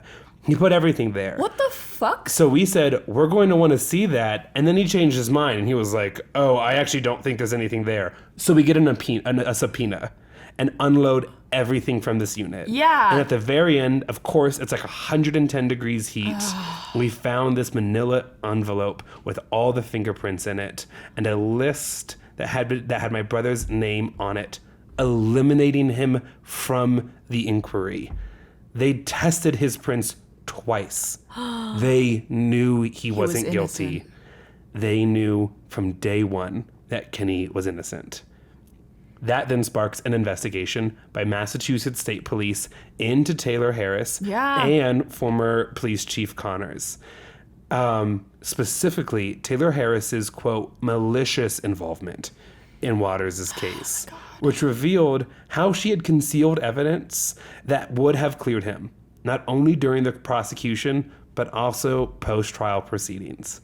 In 2009, Betty Ann filed a federal lawsuit against the town of Ayer, former police chief Connors, and Nancy Taylor Harris for her brother's wrongful arrest and prosecution and conviction.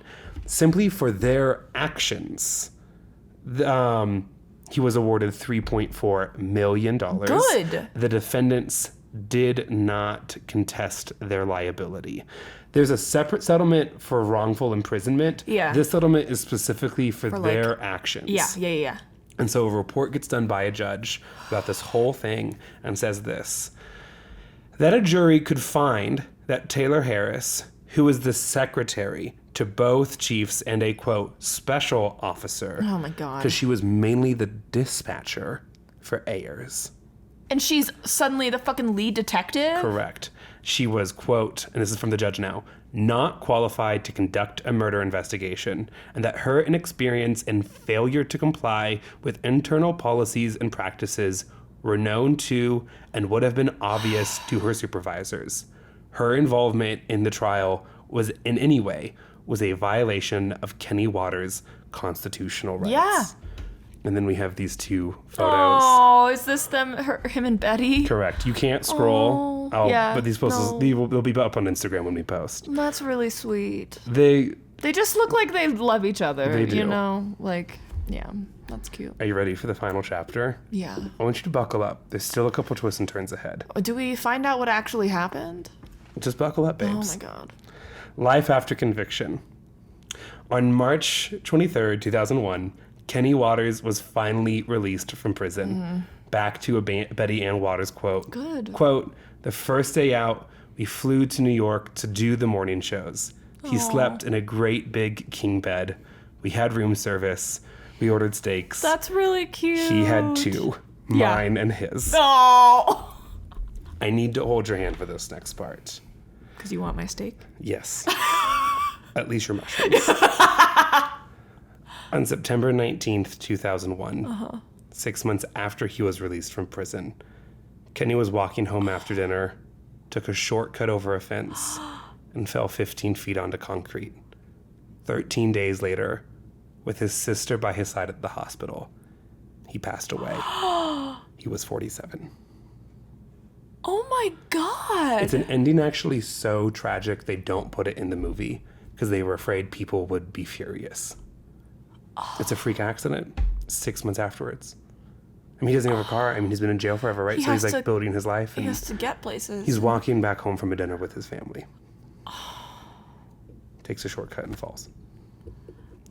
Betty Ann Waters says of her brother's time after he was exonerated like this, Kenny had the best 6 months of his life. After so many years behind bars, the world was new to him. After his death, representatives of his estate settled civil lawsuits against Taylor Harris, against the town for his wrongful conviction, and all of those settlements. Betty Ann Waters is the representative of her brother's estate. And then this is like, we have Betty Ann Waters has never practiced as a lawyer again. She's approached all the time, she says, by clients asking her to represent them, but she always says no. Oh my gosh. She does some voluntary work for the Innocence Project, I was gonna say. which has now helped to free 285 wrongfully convicted prisoners, but has no interest in being a lawyer. She still works in a Rhode Island pub. And while other family members were cast as extras in the movie Conviction, she had no interest in appearing in the movie either. Quote, "I'm just happy with what I am doing." Oh my God. There is still a victim in this case. Yeah.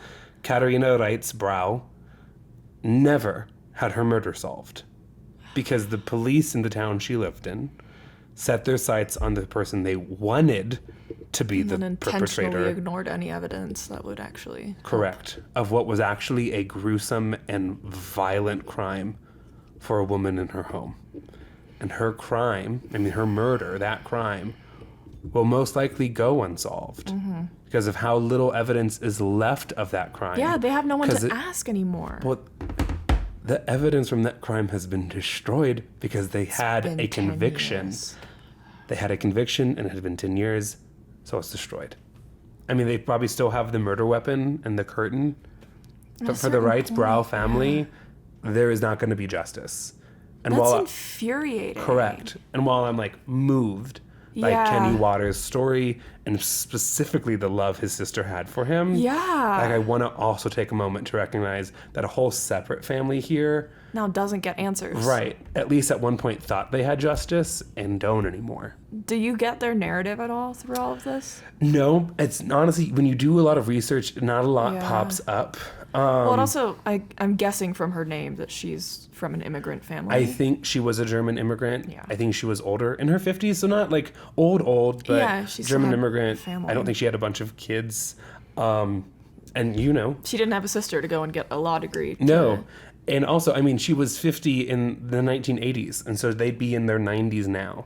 And so it's like, I don't know who's left to advocate for There's Miss no one left Brow. to even but- answer questions, even if they are starting to Right. chase leads. And there's so little evidence left anyways.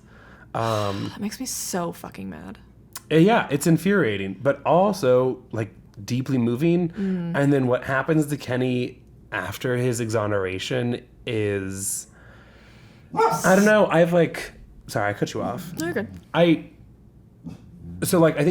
think we've all seen a version of a question like this before. Would you spend a year in jail for $1 million or something like that, Yeah. right? And when you see people who are exonerated after spending time in jail, right, there's always that thing where it's, oh man, all those years wasted, you know? And Kenny Waters spent 18 years in jail and spent those years talking to his sister who fought every day to try to exonerate him and ultimately did. And his time out of prison wasn't as long as it should have been. No. But I don't know. I don't know. I just think his life is a testimony to the power of like the love of a family. Yeah. Which I think is especially moving considering the family that they grew up in originally. Yeah, it's like not one that's like particularly tight or No. loving or anything like that. I did listen to a podcast series at one point. It was like investigative journalism kind of, but this woman covered this crime that was eventually taken up by the Innocence Project. Right. And then the guy was exonerated. But the amount of like fees he had to pay after getting exonerated, like, because I don't remember, but I don't think he won any appeals or Right. anything. So I don't know that he won any money. He had to pay like tens of thousands of dollars Right. for the court-appointed attorney and like the room and board or something at prison and shit like that. And he ended up coming out of prison in a worse place Right. than when he started. And so like getting falsely imprisoned isn't just like, oh, you get out and you can like sue for wrongful imprisonment and like get away scot-free. Like that kind of stuff, not only like if you don't get someone on your side that can vouch for you and like fight for you and get you out of prison, it can Right. fuck up your entire life after Yeah. that, because you can be in debt forever to the state. And that's like, It's like not a rehabilitation thing. no, it's never been a real rehabilitation. Well, especially in the case of people like Kenny or other people who are exonerated, where because there's this assumption that you're never going to leave, and like the criminal justice system, that like I just don't feel like there's always even an attempt to try. facilitate No. or like to, you know, give them any skills or like prepare them for like the they're rest not of their life. publicity Mm. after they leave. I will say, I don't know if you like believe in like fate or like Yeah. the universe or like we all have a date and we just don't know it. I am so happy for both Kenny and also his sister and his family that he didn't pass away in prison. Yes. That he passed away both as a free man and as an exonerated man. Yeah, and then he had some kind of hope that right. ended up getting... And also he has a daughter with the first girl. Oh, yeah. They obviously have a complicated relationship. No, that's crazy. Right. But he is survived by a daughter. He is survived by Betty Ann Waters, who is still alive. And I just love the fact that she also works in a pub still. yeah, Like, that she it's just went back to what somehow- she was. Yeah, because she could have had like an absolute star Oh, life as 100%. like an attorney, like a great criminal defense attorney. Right. And she chose not. And I'm not Launch saying her that like into stardom Yeah. if she wanted. Yeah, I mean, if they she made a movie wanted- about her in 2010. yeah, she could have very easily continued that degree that I have no doubt was not cheap Right. to get or like easy for her to get, but she chose like that wasn't actually what she wanted to do Right. with her life. That like in the post credits, it's so clear that like family was her priority and that she just wanted to spend time together with them. Damn. Wow. So all the settlement money, some of it, obviously it's being proportioned out Yeah. to his living daughter, to the other siblings. Right. A portion of it, I think, was donated. You know, I don't think it's going to be a huge windfall, No, right? yeah. Ayers, Massachusetts is not a wealthy town. No. Yeah, so that's a quick little story. Today's sources, which I told you would come at Yeah. the end, were the Innocence Project, The Guardian, the University of Michigan School of Law, masscases.com. I read a rejection of an appeal off of that one. So, like, yeah. they were constantly trying to Yeah. figure something out. The Neshoba Valley Voice, which I believe is the local newspaper, Oh. our friend Wikipedia, and resources collected from the movie Conviction, as well as interviews with Miss Betty Ann Yeah. Waters herself. Oh, I know. wow, that's crazy. Power of sibling love. You love to see it. I've loved all of the cases that the Innocence Project has taken up, except there's one that they took up this past year that me and my hairstylist will not stop gabbing about. What? I can't. I think there's two cases that I constantly get confused in my head. I think. Let me Google it before I say some talk out of my ass and say some absolutely bullshit It's stuff. okay. So I've watched a bunch of documentaries on this particular case, and I've listened to like true crime like podcasts on this case. Yeah. So the Innocence Project took up a very famous case where Scott Peterson has been convicted of murdering his wife, and. In talking to my hairstylist, Is that the apparently, staircase? Is that what that no, movie's about? Okay. no. That is a really good case though, but that one's also like less clear if he's actually innocent Okay. or not. this one, it seems like depending on what source you watch, the narrative is really difficult to like separate yourself from. So if you watch like, I think the one that I watched on Netflix is a really popular one. It's very clear that it's coming from the victim's perspective of like, these are all of the motives he had for murdering his wife. But apparently if you listen to some other sources, sometimes it comes off as like, yeah, he's definitely innocent. But the majority of the cases of the like stories that are being told about this case, it's like, you fucking murdered your wife, my dude. It's always the husband or boyfriend. Yeah, and now the Innocence Project took it up last year, and so everyone's like, did he not? We would love to see the evidence that he didn't. Right, exactly. Because it seems kind of obvious. So this is now where I need to tell my truth moment here. So when reading and collecting the evidence, or just like trying to like put it all together in an order for this episode,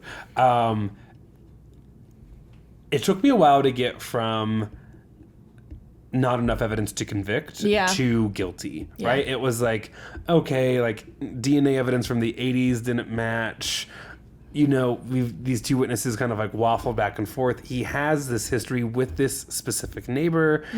That morning of the murder, he was already going to court for a violent crime against a police officer. Although, granted, I know the charge assaulting a police officer can encompass a wide variety of actions, right? But it was like, I was a firm believer that there was not enough evidence to have put this man behind bars for the rest of his life. But it wasn't until they were like, surprise, we had his fingerprints in the 80s that I was like, oh, this was a fully innocent man. Like it wasn't even just like not enough to convict. It was like you just lied. A knowingly innocent man. Which is hard too, because then it like brings up the whole reason of like the lead detective was a woman, right? Right, Nancy Taylor Harris. And there's so much misogyny in a lot of these careers, right? That in all of the documentaries that I've watched, and of course like everything I see on TV is right.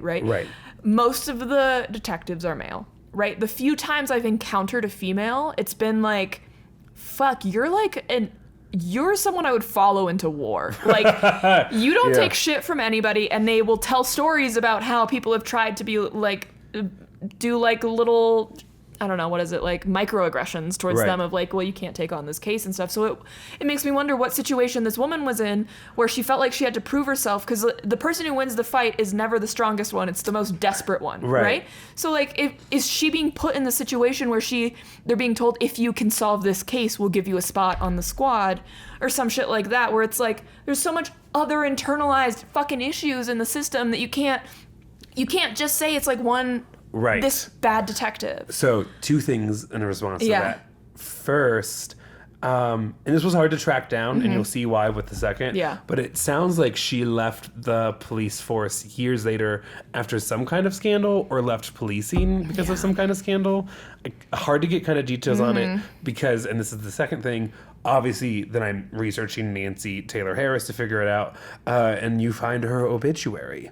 And she died in 2013. And in her obituary, we learn that Officer Taylor was very proud of being one of Massachusetts' first female police officers. And so it's like, what an insanely complicated legacy of like a trailblazer, but who also at the same time knowingly put an innocent man behind bars. And I just want to know why. Yeah, I mean, I feel like she just had to... Women always in every industry have to prove themselves, like, 50% more than a man does? And I feel like in policing that becomes incredibly difficult because of the heightened misogyny and because the stakes are someone's life. It's so interesting to hear you cue into this. A quote that I did not include into the... today's episode is there's this quote from her apparently recounted by one of the witnesses who said something along the lines of like, when she was questioning me, she was like, once I have my lead, I always get my perp. And so it was like she locks in she on wants this some case. kind of she wants a legacy to become a good detective. Also just say how insanely like of an abortion of justice it is to be like, you're gonna say the pretty little words we want you to say, or you're never gonna see your daughter again. That's Either insane. You agree with us or you are just as guilty. Like that's a horrible that's not justice. That is Anyway, so there was lots of moments throughout all of this where I was like, that's so fucked. And, like immediately typing. I'm like trying to find, and like my poor computer is like, oh, why do you want me to open up 5 Nancy Taylor Harris articles all at once? Because The computer's like, I just got right, here. exactly. Like, because you finally get like the search term that's like, that's the information, and you're like, launch. Yeah. Duplicate tab. Right, and it's like, you know. Yes, I do know what that's like. Because it's like also trying to like play HBO and Yes. run a Google document Like, at the oh, same God. time. Exactly. And I'm like, I'm also looking at merch, and it's like other stuff going, like my brain's just like firing. Your computer's like, we need another CPU. Exactly. And I'm like, okay, so then I found one article, and I was like, wait, what was the scandal? Because I saw a 2-sentence reference that she was like kicked out of a police force or encouraged to leave because of a scandal, and I clicked that, and then it's gone forever. I got a messages. The Wayback Machine, the Internet Archive, doesn't go that far back, or like doesn't have an example, or like doesn't have a history of that or whatever. I'm like, it is literally lost to our virtual records what she did, because it's buried under the fact that she has passed away, but also that there was statute, because by the time it finally comes out, it's 30 years after the investigation. Far too long. It's been past the statute of limitations. That's fucking insane. Yeah. So this was a short episode compared to what we've normally done, but I did true crime, and I think it's really beautiful what happened. And I think it's a cool story for the Innocence Project. Yeah. When I started, when I started researching this episode, I was prepared for like a Rockies style montage of like Betty Ann Waters going to school. But there's actually like not a lot of narrative around that. She was just like, I was getting my degree. She was like, I was in school. I don't know what you want me to I say. wasn't like at my undergrad degree going to parties. Exactly. And shit. She was like, yes, I was at school. Yeah. And I was constantly trying to figure out how to solve this and raise my 2 boys, you know? Yeah. Oh my God. She was, please sing it with me, a single mom who works 2 jobs, one who of loves which her brother is getting to be a lawyer. and never stops. And the heart of a fighter. So my favorite story with the DNA coming to like being able to be used for old cases, right? Fuck, what's this guy's name? You know, the Golden State Killer. Yes. The one that we caught through like Ancestry.com or whatever. Basically. Yeah. Do you know how he was caught? Have you watched any? So I followed a little bit at the end. Like they trailed him for a while, and then like once you throw something away in a trash can, it becomes not personal but public property, and they were able to snatch his DNA off of that. End of things I know. Yeah, so I mean that's how it ended. I don't remember if it was prior to him being caught or slightly before. There's a woman who I think was a podcaster, also wrote a book. Okay. But there's a docuseries on HBO now that was produced. And the documentary is called I'll Be Gone in the Dark. And it's wild. It's so fucking good. But she passed away. I want to say it was slightly before. She was ill, and I think they knew she was ill. It was kind of a long-term illness. But the big celebrity, I don't know, what is it called? Cameo That we see is actually not a cameo. It's just like one of the narrators on behalf of this main woman, because it's her husband, and it's Patton fucking Oswalt. What? Yeah. Wait, so Patton Oswalt's wife was integral in catching the Golden State Killer. What? She's the one. What? She was He's Betty. like king of the nerds, Yeah, essentially. And she was Betty. She was like driving hours. The big thing with serial killers that makes it hard to solve them is because there's always so many jurisdictions. And Right. so a bunch of offices have to work together. And so she was the one that was driving from place to place, getting the DNA, finding the people to test it, finding the people to do all the genealogy analysis and stuff. She was the one that did that, and it's Patton Oswalt's wife. I want to get her. It's so name, wild. so It reminds me that like cool people find cool people. Like Yeah. the couples that you're obsessed with are because they're both just like so like weird and odd and interesting. Michelle McNamara. Michelle Just so McNamara. that it's like on Well, the shout out to that. That's insane. I knew Right? Patton Oswalt's wife had died because he mentions it in a stand-up special. I mean, he doesn't make a Yeah. joke about it, but like yes, Yeah, but he like talks no, you know, about it. he Yeah, yeah, talks about it in a beautiful way, in a Mike Birbiglia beautiful way. Yeah. Sorry, this is like hard for me to because he's It's like insane to 'cause process. Patton Oswalt will get like a cameo appearance on like In the craziest like shit. in a Lego Star Wars Yes. movie, you yes. know, as himself, right? Like not even playing a character anymore. But yeah, the fact that it was Michelle McNamara and like she has all these journals and like voice recordings of her as she's like trying to solve this case, and it's insane. That's awesome. Right? I have one last announcement to make. Okay. You're going to decide if we keep it or not. Okay. If not, it cuts off right. So dumb. If I want you to know if it cuts off, that's exactly where it's cutting off. Friends, it finally happened. I took a PTO day.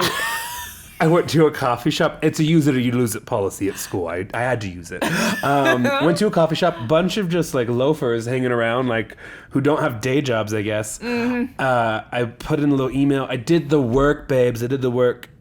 And we have merch. After I have been telling him After for literally 10 months. that he has the email. He can email the people. There is going to be a hat and I think 3 shirts, which will be super exciting. Yeah. It is not the merch that we launched last summer. Although that's still live. It is still live. Yeah, I think occasionally we make a couple bucks. Yeah, occasionally like 2 or 3 people Yeah. buy it, and it was like, you have $3.50 in your account. Really Yeah. fun. Anyways, I actually had a really fun time exploring some of these. I didn't tell you this part. I wanted to wait till we were on that's air fine. because it was the morning, and you had told me, Grant, you have just full authority to do like take whatever. care of it. Yeah. Essentially, No, I trust you. you. Didn't say take care of it, but it was like, this is your thing. This is your little thing right now. And so I was like, I can't ask Maya which of these quotes she likes because that's not me taking care of my thing. But I had like 5 or 6 quotes that I was working with, and I needed to pare it down a little bit. So I texted Lydia. Our trusted advisor. Like, no, for real, she is my Yeah. platonic life partner. Oh, yeah. And she came up with like the final decisions, and then I sent in the designs and stuff. they're And good. so there was a longer list. The ones that got cut might become stickers or something, but this ran through at least one listener. Also, I asked Lydia because Lydia legitimately listens to every love episode her. still. Yeah. So not only is she my platonic life partner, and I would go to her for any major purchase, Yeah. but also I'm like, you would actually get some of these references. Yeah. So which ones do you you think are like? funny? Yeah. And so I'm actually not going to tell you what the sayings are. Maybe we'll talk about them in the next Yeah. episode. But this is your chance to go check out the link, and yeah. it should be live by the time this episode airs. Yeah. Because we're what? That's like 2.5 weeks from now. Yeah, we more or can less. launch it whenever. Dope. Really? You just let me make a graphic so that we can post it on Instagram. Amazing. And there's like And that then we one can- thing we yeah. want to change about the spelling on that Yes, word. yes, Not yes. saying anything. And we'll see you soon. Hopefully you're Yeah. wearing the merch. But anyways, It'll be fun. I've talked a lot. Do you want to do the speech? Yeah, sure. Dope. Hello. All serious. Welcome to Good the end evening. podcast. If you enjoyed us, you can follow us on social media at Well I Laughed on basically everything. And if we're not on what you're on, let us know and we'll get on there. And then our episodes are on YouTube, Well I Laughed, Patreon if you want to pay a little extra to help support the podcast and get some extra content. Grant can't stop fucking laughing at me. I'm like, are you intentionally freestyling it, or do you just Yeah. not do the speech so much that you've forgotten what the words are? I just get like nervous sometimes. I don't know. I want to make it original, right? because I want to do the title at the start. I so- get it now. Okay. Grant made this arbitrary rule that whoever does the title at the Doesn't end do the doesn't speech. do the speech. And so Overcook, now undercook. whenever he's like, "Do you want to do the speech?" I'm like, "Grant wants to record the title." Boil and broil. You can't just say a bunch of words. I actually think we have a year's worth of evidence. Thank you. If you have stories, Email us at wellilaughdpod. let me do the fucking speech. It's wellilaughdpod@gmail.com. Let us know. We're looking for stories. Probably by the time this records, we'll have recorded the listener episode for this theme. So whenever Grant feels like letting me know what the next theme is, Check we'll the let you Instagram know. story. Yeah, okay. Email us your stories regardless. Anyway. Wait, don't cut it off yet.